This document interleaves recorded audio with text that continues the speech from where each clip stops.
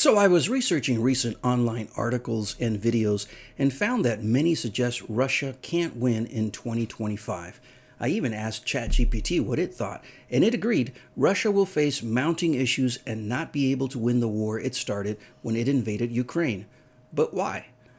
Now, before you get all triggered, let me be clear that I want to present this information in an objective manner, and I even did another video that runs counterpoint to this one so that all sides can be analyzed. So keep it civil and try not to get all fanboy on me.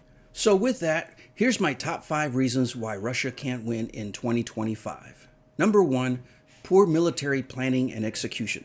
On the one hand, Russia's initial invasion of Ukraine appears to have been a two-pronged strategy. The northern attack towards the capital, Kiev, may have been a feint in order to force Ukraine to keep most of its military in the north for the defense of the capital, while Russian forces could occupy southern and eastern parts of Ukraine. Or, taking Kiev could have been the main objective of the Russian military leaders all along, but just had poor military planning and execution, and maybe that unwillingly gave the Russian forces in the southern and eastern Ukraine territories an easier chance to occupy those areas. I think it's the latter. For one thing, the Russian army units in the north began to bog down and break down almost from the start. Russia chose a time of bad weather conditions to start an invasion, and we saw countless tanks, armored vehicles, and trucks just getting bogged down in the mud. This allowed the more mobile Ukrainian forces to destroy many of these vehicles, with portable shoulder-launched missiles like the Javelin. Russian ground forces were also plagued with fuel shortages and used outdated equipment. Russian forces also had a hard time in the south, with extended battles in Mariupol. This gives a glimpse into the overall weak command structure of the Russian military at a strategic level. But even at a more tactical level, there was poor coordination of units, and the Russians relied on outdated tactics that hindered their overall effectiveness. And where was the vast Russian Air Force and ground forces? It seems that Russia only committed a small number of its total military. We saw that the Russian forces were pushed back and away from Kiev, and the Ukrainian army was able to take back areas in the east around Kharkiv. Then Russia's flagship in the Black Sea, the Moskva cruiser, was suddenly attacked and sunk by land-based missiles. And this would not be the last ship destroyed. The Battle of Bakhmut also was fought between August of 2022 through May of 2023, and it was one of the longest and bloodiest battles of modern history.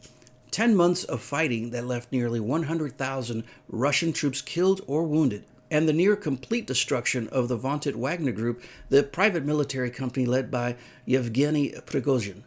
Even Putin's use of 45,000 Russian prisoners to fight in Bakhmut only led to most being killed or wounded.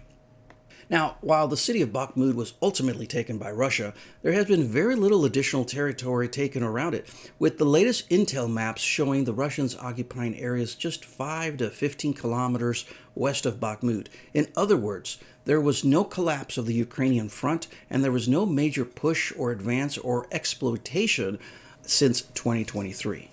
Number 2, underestimation of Ukrainian resistance. It is clear that Putin and his Russian generals underestimated the resolve of the Ukrainian people.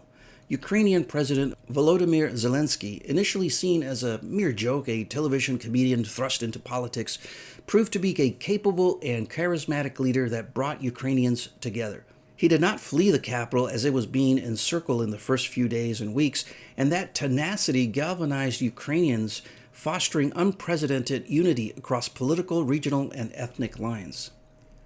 It is clear that Ukrainians have come together and have resisted occupation in spite of being weary of an almost 3-year war.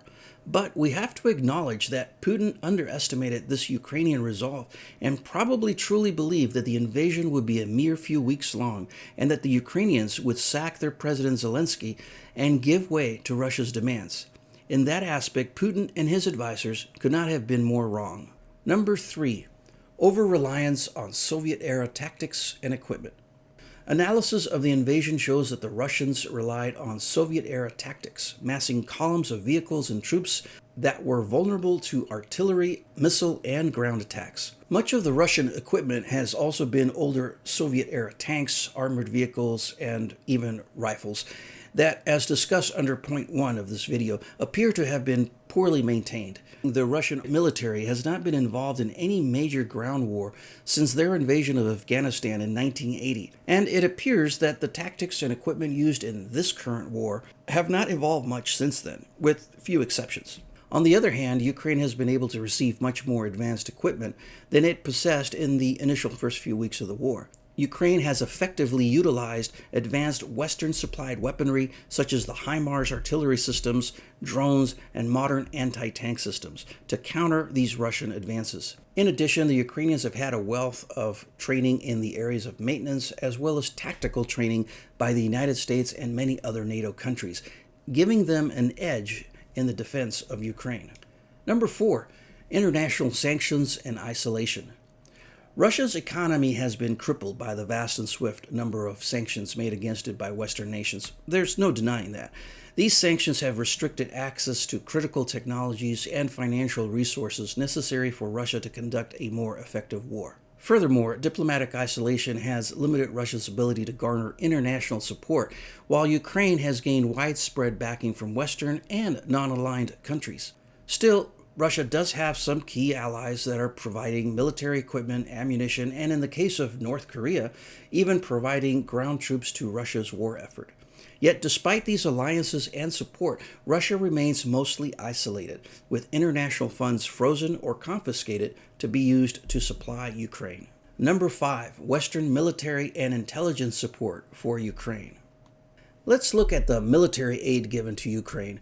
Western countries have provided billions of dollars in advanced weaponry, training, and logistical support to Ukraine, significantly bolstering its defensive and offensive capabilities.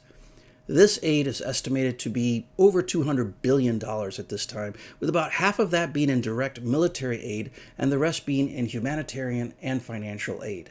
The United States has provided the majority of the military aid, amounting to about $60 billion. The numbers actually may be higher today, but the most important aspect of this military aid is the training and logistical support so that the Ukrainian military can be the most effective, even while it has a smaller number of troops. One area that Ukraine has excelled at is its use of various types of drones to conduct reconnaissance and direct strikes against Russian tanks and infantry positions. These drones have become a new and lethal weapon on the battlefield, having the ability to sneak over Russian troops that are dug into trenches or dive right into an open hatch on a tank, blowing them up. In the area of intelligence support, Ukraine has benefited greatly by the Western nations providing a near real-time intel on Russian movements. Even a Russian bomber taking off hundreds of miles away from the front lines can be identified and tracked, with the intel provided to Ukraine to assess its direction and create a best-case defense situation for Ukraine. This has been shown effective with many Russian aircraft and drones shot down or destroyed even before they reach their targets. My conclusion on all of this is that Russia's failure in Ukraine can be attributed to a combination of miscalculations, poor military performance, effective Ukrainian resistance, and a robust international support for Ukraine. These factors have turned what Russia expected to be a swift victory into a protracted and costly conflict.